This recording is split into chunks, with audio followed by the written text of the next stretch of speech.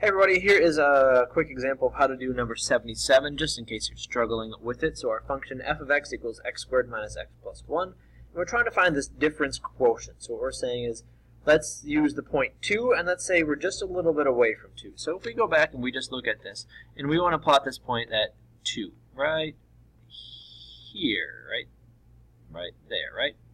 Okay. And then if I keep on zooming in over here, let's just zoom in over here, and I look at 2 and I keep on zooming in and zooming in and zooming in. If I zoom in far enough, this really looks like a line, right? It looks like a line. So if I pick maybe this point and another point, maybe I could say this would be my or x is 2, f of x would be 3, and then I could try and find another point and say, what's the slope between this point and say another point? Okay? So maybe we could do something like that and say, let's find the slope between those 2 points. And if we're zooming in far enough, this really does look like a line, doesn't it? So that's kind of the idea with this difference quotient. Okay, so what we're going to do is let's first find f of 2. Let's find this one first because that might be kind of easy. So I'm going to plug in f of 2, and that means it's going to be 2 squared minus 2 plus 1. So 2 squared is 4, minus 2 is 2, plus 1 is 3. So we can say f of 2 equals 3, which, if you go back to this graph, we would hopefully agree with me in saying that f of 2 is 3, this point right here. Okay, great. So we have that. There's two ways of looking at that. You can use the graph, or you can just go through and actually plug it in. So next what we have to do is we got to plug in this 2 plus h, right? H could be a really small number, it could be a really big number, but for what we're going to be working on, we want this to be a really small number to say, if we zoom in a whole lot, we're going to get something that resembles a line. And then we're going to really be able to say, if we have a line, then we can find the slope between any 2 points. So we're going to take a really small number for h, and we're going to plug this in. Now, we're not going to actually put a number in for h. We're just going to say, let h be some small number. So every x that we see in here, we're going to replace it with 2 plus h. Okay?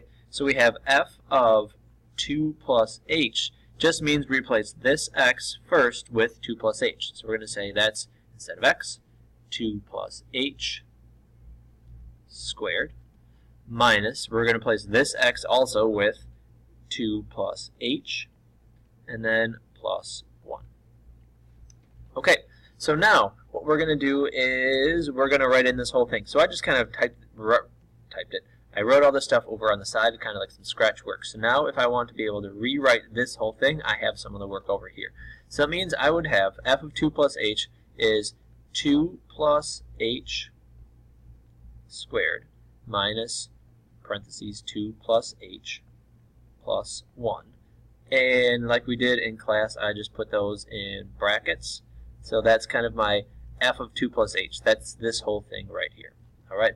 And then I'll put this other one in blue. I'll put the f of 2 in blue. So minus, and in this case, I could put in all this stuff. So all this could go over there. So I'll put it in there. 2 squared minus, that's not a very good square. 2 squared minus 2 plus 1. Put a bracket in there.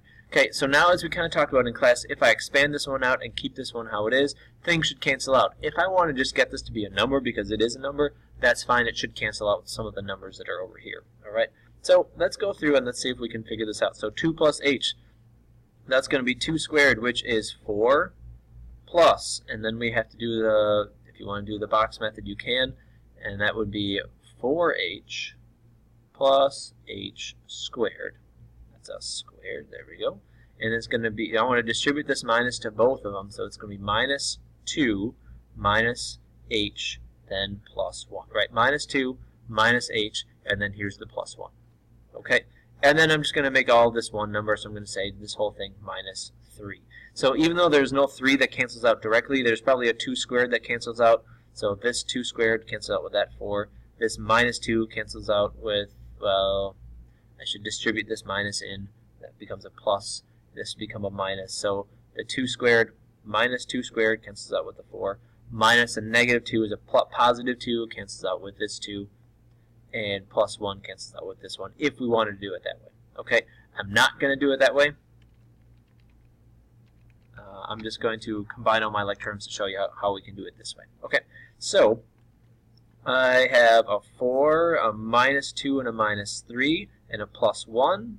So all those go away, right? 4 minus 2 is 2, plus 1 is 3, minus 3 is 0. So those all cancel out. And then, sorry, I guess I should be very specific about this. That's this whole thing also divided by h. This whole thing also divided by h. Okay, sorry. So now we can go back. So now we have the 4 cancels out with the minus 2 plus 1, 3. They all add up to 0. So now I've got 4h minus h. So that's going to be 3h plus h squared. So plus h squared all over h.